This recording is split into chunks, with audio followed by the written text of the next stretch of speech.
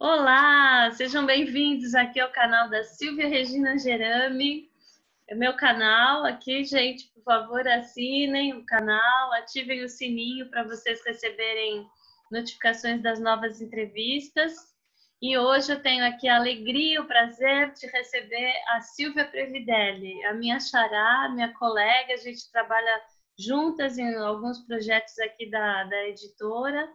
E ela me manda umas fotos da casa dela, assim, do pôr do sol. Cada foto que eu fico morrendo de inveja, porque eu moro num predinho baixinho aqui em Pinheiros, não tem essa vista maravilhosa. E ela mora no Alto da Boa Vista, né? Então ela vai falar um pouco aqui pra gente como é morar lá no Alto da Boa Vista, falar um pouquinho mais da biografia dela. Se eu errei alguma coisa, ela me corrige. Seja bem-vinda, então, Silvia. Obrigada, eu que agradeço ter a oportunidade de falar. A gente que é jornalista e normalmente entrevista os outros, né, não está acostumado a ser entrevistado, pelo menos eu não, né? Mas eu achei o desafio interessante, achei gostoso poder bater um papo, ainda mais porque é um canal leve e descontraído, que a gente fala de temas gostosos. Sobre a moradia, né? Sobre o morar.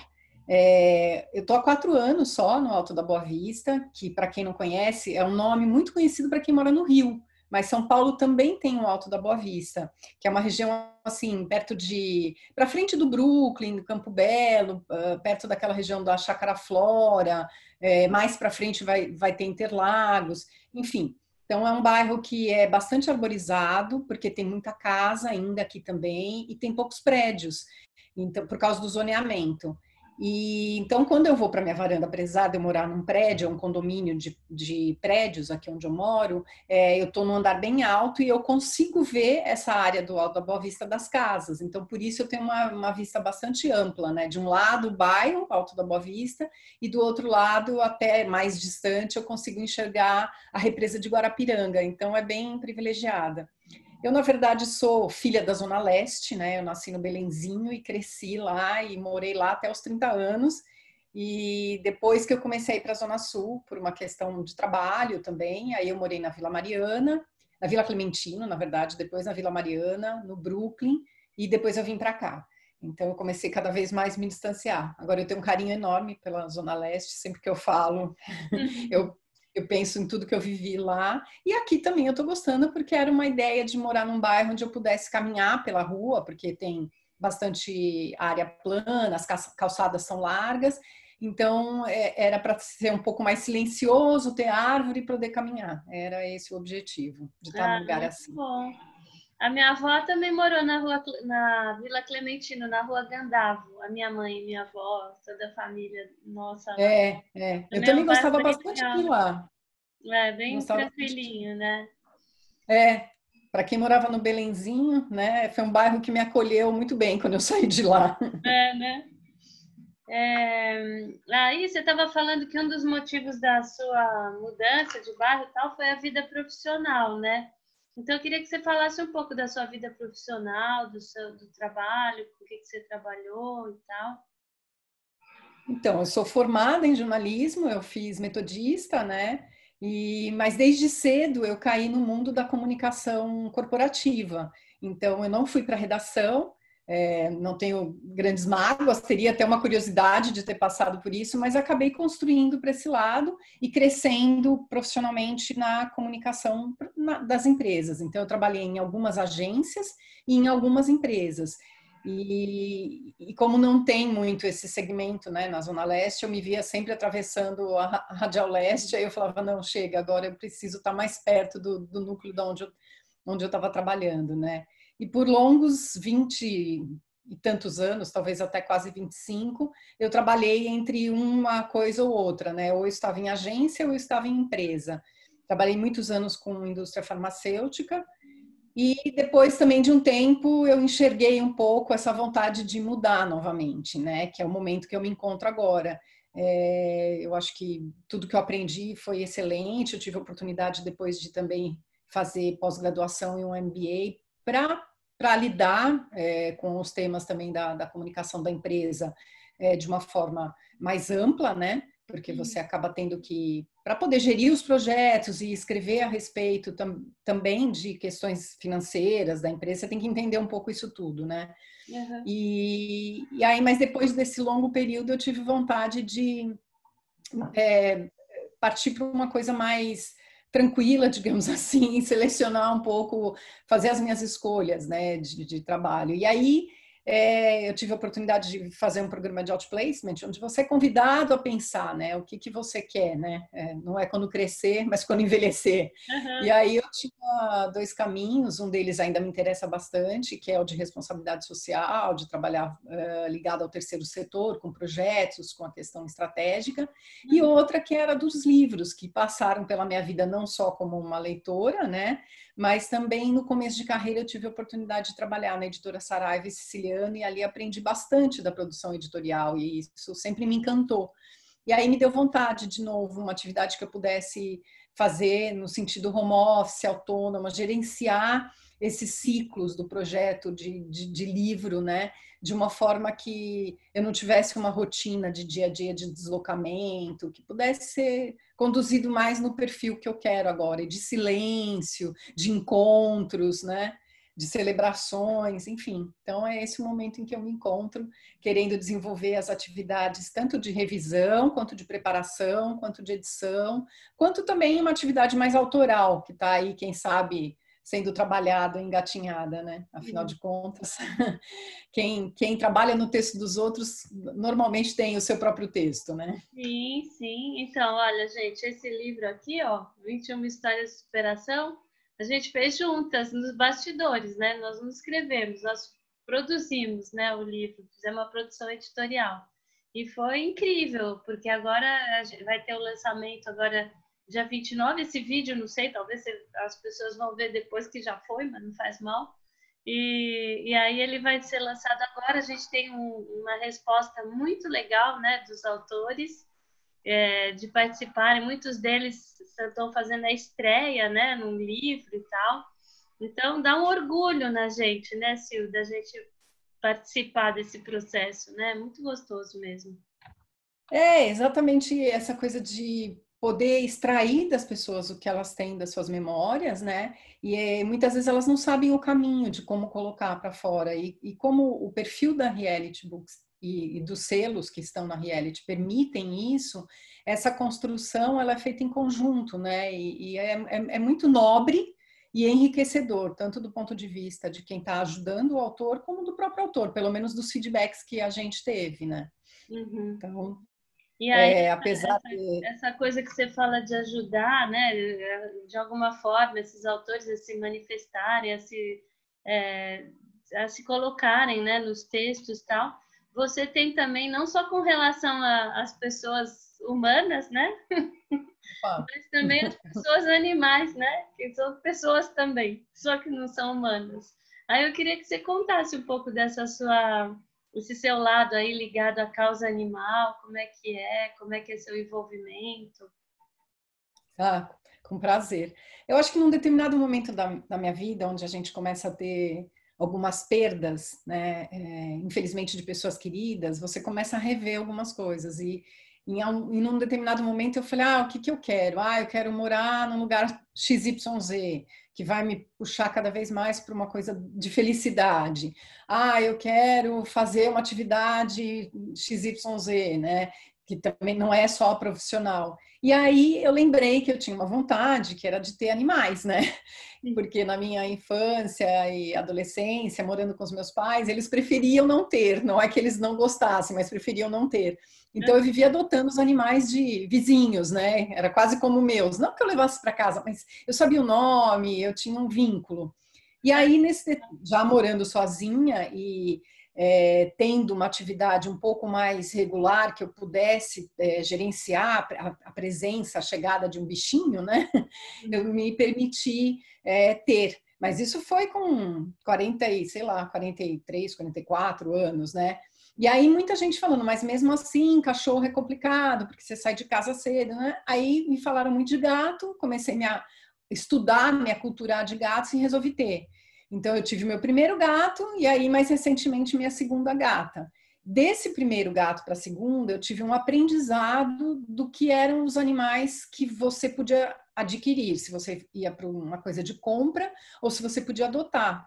E eu aprendi isso, né? E comecei a cada vez mais me envolver com esse mundo das ONGs, porque tem um universo muito grande de animais para serem adotados. Então, a minha segunda gata é adotada e eu comecei não satisfeita, né? Não dá para ter 10 bichos em casa, então eu resolvi ajudar os animais, ou das ONGs, ou das ruas, ou das protetoras. E o meu foco, acima de tudo, é ajudar as protetoras, porque eu acho que tem ONGs excelentes em todo o Brasil, até fora, né, que fazem um bom trabalho, mas elas se articularam e conseguem uma melhor visibilidade para conseguir os apoios necessários. E as protetoras, como elas não têm essa mesma força, são pessoas super humildes e que cuidam muitas vezes desses animais na casa delas ou em espécie de sítios onde elas moram, afastados da cidade, para que elas possam ter os animais, elas têm mais dificuldade. Então, eu também montei um grupo no meu condomínio, porque aqui é um condomínio grande, né, com muitos moradores, onde eu tento recolher recursos de todos os sentidos e ser destinado a esse tipo de doação, né? Então, é um trabalho que não para, porque é grande, né? Então, cada hora é uma coisa, ou é uma nova protetora que você conheceu, ou é um novo animal que você sabe que está em risco. Eu ainda não faço ações como o pessoal do WWF ou outras protetoras que vão para frente de batalha mesmo, mas nos bastidores eu venho cada vez mais aumentando a minha atuação para ajudar, né, nesse movimento Nesse da causa. causa. livro mesmo que a gente fez aqui, tem uma das autoras que você ajudou, não foi? Que ela estava perguntando de um cachorrinho. Aliás, aí começa, né, a fazer esse Fazer as ciclo, né? pontes, É, que né? as conexões, né? Que as pessoas começam a te identificar. Normalmente as pessoas já falam que eu sou de ONG, que eu não sei o quê, né? Mas na Uhum. verdade eu sou uma voluntária, aprendendo, né? Mas as pessoas me procuram para saber como que elas podem conseguir um animalzinho, né? Seja um cachorro, seja um gato.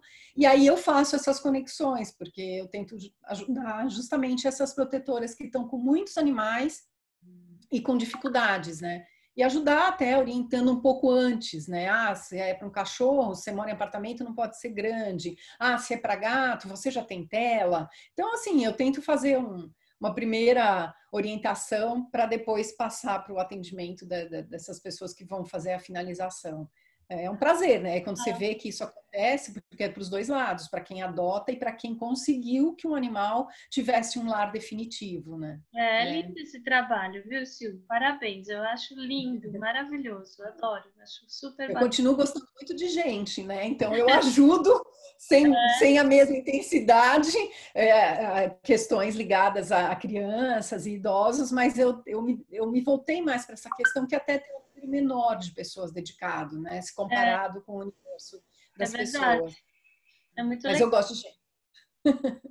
E você também gosta de uma outra coisa que eu sei, são as caminhadas, né? Então a gente falou muito do trabalho, até mesmo do trabalho voluntário, e agora a caminhada já é mais ligada ao lazer, né? Eu queria que você comentasse um pouco como é que você lida com isso. Eu sei que você vai. A gente, quando vai andar, nós, pessoas normais, comuns, a gente procurar onde que é bem plano. Ah, deixa eu ir lá naquele lugar bem plano. A Silvia não, ela qual o bairro que tem mais subidas e descidas? É lá que ela vai caminhar. Então ela faz um pouco diferente da gente. Eu queria que você contasse um pouco isso também. Espero que essas coisas que eu estou contando e que eu decidi aí para minha vida sejam também É de estímulo, inspiração, inspiração. É. claro. Isso também veio, essa questão da caminhada, sempre teve em mim. Eu sempre fiz viagens de caminhada, mas eram aquelas viagens que você caminha um dia, no outro dia você vai fazer um passeio de carro, né? Mas eu fiz muita coisa no ecoturismo, então desde sempre eu acho que eu soube que o meu esporte era caminhar. Fiz várias outras coisas, né? Gostei, tudo, mas não é o que eu mais tenho vontade de repetir ou aumentar ou me desafiar. Então, já passei por boxe, já passei por corrida, que foi um período muito interessante. Eu acho que corrida é uma outra atividade muito democrática, né? Principalmente essas corridas de rua. Só que a dedicação para você estar preparado para uma corrida, ela é maior, né? Você tem que estar com uma atividade de musculação bem intensa, né? E outros treinos. E desde quando eu falei que eu decidi que eu queria fazer coisas que me faziam bem, eu resolvi olhar para essas caminhadas com essa questão de uma dedicação maior, no sentido de que eu poderia roubar um tempo do meu ano, que não era só aquela coisa assim, os dias de férias que eu tenho marcado pela empresa, mas não, ter mais liberdade para gerenciar a minha agenda e me dedicar a essas caminhadas. Então, eu comecei fazendo no Brasil, eu fiz uma que chama Caminho do Sol, que sai de Santana do Parnaíba e vai até Águas de Lindóia. Depois eu fiz uma que agora eu não lembro se é Rota da Fé, não é a da Fé, é a Rota da Luz, que é uma que é semelhante ao Caminho da Fé também, mas não vai pela Dutra. E aí sai de Mogi das Cruzes e chega em Aparecida do Norte. Agora eu não vou lembrar toda a quilometragem nenhuma nem de outra, mas são caminhadas assim, de 7 dias, 11 dias. E o ano passado eu fiz Santiago de Compostela, o trecho francês, mas eu também não fiz inteiro. Eu saí da onde todo mundo sai, que é Saint-Jean-Pied-de-Port, que é na França, você atravessa os Pirineus e aí você faz o caminho pela Espanha, só que eu fui pulando alguns trechos porque eu não tinha a quantidade de dias suficientes, e essa foi de 15 dias, o total de 490 quilômetros, né? Com uma média, para que as pessoas entendam, uma média de 25 quilômetros por dia, né? É difícil que você tenha menos, né? Nessas do Brasil, um pouco menos. Então, para essas também, a gente precisa treinar um pouco. Então, eu procuro de fim de semana escolher lugares tipo Pico do Jaraguá ou bairros que permitam. Isso com inspiração de uma amiga minha que sempre me acompanha também, que a gente chama de treinadora, e que ela estimula também a fazer esses trechos e esses caminhos assim. É muito gratificante, porque é uma meta, você tem uma chegada, mas você tem todo um caminho de reflexão, de estar com você, também de estar com o outro, porque são esses caminhos que o pessoal chama de peregrinações, que não necessariamente tem um cunho religioso, mas pode ter também, né? Ele tem toda essa oportunidade, tem a do autoconhecimento, tem a do esporte como desafio, você tem a questão religiosa, tem o lazer, tem o turismo, né? Todas elas a gente viu lugares muito legais e muito diferentes e foi conhecendo gente pelo caminho. Agora, muito do trecho em que você está caminhando, porque cada um tem o seu ritmo, você está só com suas reflexões, revendo e repensando algumas na sua coisas, né? própria companhia, né? O que é muito legal também, porque acho que tem coisas que acho que só nesses momentos que você faz algum tipo de descoberta a respeito de você mesma, né? Assim, eu acho. Tem outros caminhos, outras alternativas, como meditação, como retiros, né? Todos eles eu acho ótimos. Agora, o da caminhada, você vive só aquilo, porque como você fica muito cansado, você tem que chegar no lugar, e normalmente você tem uma data que você sai, outra data que você chega, mesmo que você tenha aí uma flexibilidade de agenda, você não vai ficar, né? Porque tem gastos envolvidos, enfim, tem a família depois te esperando, né? E você tem o tem um limite de dedicação, então você precisa chegar depois para terminar. Mas se está ali, você só consegue viver aquilo, que é caminhar, chegar, tomar banho, dormir, acordar, comer, sair, caminhar. Então não tem como você ser convidado a pensar em muitas outras coisas, né? Você está muito focado e destinado àquela vívência, né? Então, Ah, muito é muito legal. Eu legal, gostaria recomendo. muito de fazer uma caminhada dessas um dia, tá na minha listinha. Dos Bom, to-dos, Silvia, né? a gente não, como não tem muito tempo aqui no YouTube, porque as entrevistas estão sendo mais ou menos curtas assim, aí eu já vou pedir para você deixar então o recado final aqui para quem está assistindo essa entrevista, que você gostaria que mensagem você gostaria de deixar? Primeiro falar que foi uma pena, né? Que já acabou, porque É passou muito uma rápido. pena, né? Muito Eu rápido. achei que não ia render tudo isso, mas passou muito rápido. E É. eu fiquei pensando assim, que como é um canal que tem relação com a questão da escrita, né? Com a questão do pensar, com a questão, enfim, né, das letras, eu lembrei de uma frase do Saramago que ele fala assim que fisicamente nós habitamos um espaço e sentimentalmente nós somos habitados por memórias. Então, pensando nisso, eu acho que assim, o meu recado é para as pessoas viverem, construírem sua vida, se divertirem, mas não esquecerem de deixar seus registros de memórias e, de preferência, em formato de livro. Muito bom, adorei, Sil. Foi muito gostoso conversar com você. Espero que todo mundo também tenha gostado e ativado aí o sininho. Eu vou falar de novo. Ó, meu canal, Silvia Regina Girame, para vocês assinarem.